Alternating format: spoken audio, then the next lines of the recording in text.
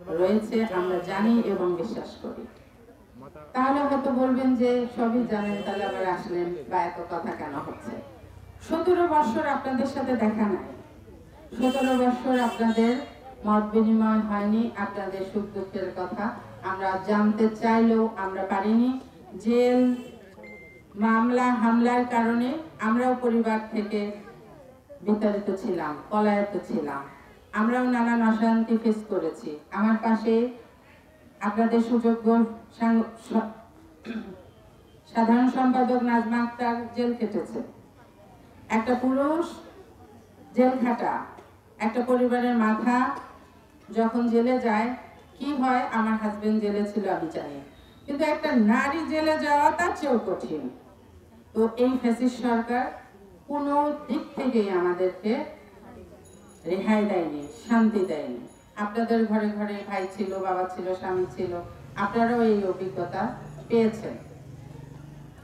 ৭১-এর যুদ্ধে আমার বাবা মুক্তিযোদ্ধা, আমার বাবা একজন মুক্তিযোদ্ধা, আমি মুক্তিযোদ্ধা সন্তান। এ দেশ স্বাধীন করার পিছনে আমার বাবার অবদান ছিল। আমি সৌভাগ্য যে 5ই আগস্টে আমার 2 সন্তান ছিল এই যুদ্ধে। আমি এই 2 যোদ্ধার মা, আমি যোদ্ধার মেয়ে, আমি মা, আমি গর্বিত। আমার ছেলে ডাক্তার ইঞ্জিনিয়ার হলে কতটা গর্ববোধ করতাম আমি জানি না, কিন্তু এই ফ্যাসিস্ট সরকারের হাত থেকে আমার সন্তান যতটুকু ভূমিকা রেখেছে, আমি একজন যোদ্ধার মা হওয়ার জন্য প্রস্তুত ছিলাম। আমি আজকে আপনাদের সাথে আসলে আমার রাজনৈতিক বক্তব্য আমার সাধারণ সম্পাদক নাজমা দেবে, ও খুব সুন্দর বক্তব্য দেয়।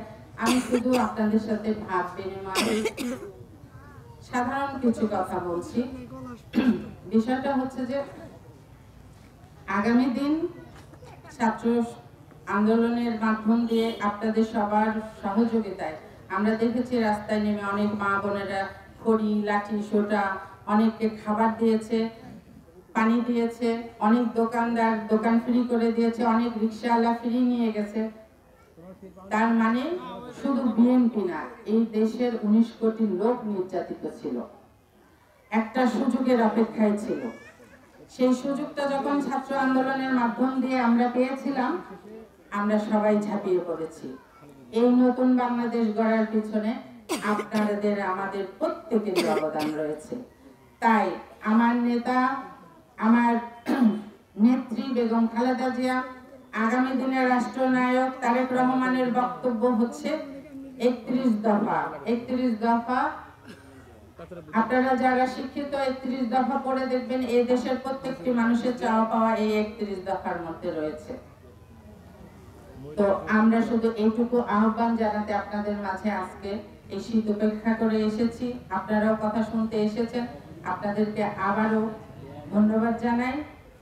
আগামী রাষ্ট্র পরিচালনা করার জন্য ধানের শীষের মার্কায় ভোট দিয়ে আপনাদের যারা প্রতিনিধি হবে বিভিন্ন সেক্টরে, আপনাদের ইউনিয়নে, ওয়ার্ডে, উপজেলায়, থানায়, প্রত্যেকটি জায়গায় ধানের শীষকে জয়যুক্ত করার জন্য আমরা একতাবদ্ধ থাকব। পাছে লোকে কিছু বলে, অনেকেই অনেক কিছু বলবে। আপনারা জানেন যে ধানে চিটা থাকেই, 2-4টা ভুল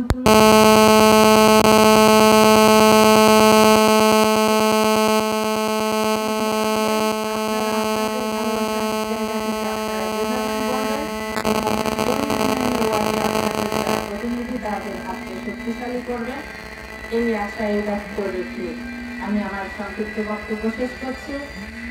বেগম জিয়া গতকাল চিকিৎসার উদ্দেশ্যে দেশ ত্যাগ করেছে।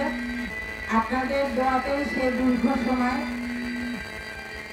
উপরাল্লার ইচ্ছা ছিল, আপনাদের দোয়া ছিল, আজও সে বেঁচে আছে।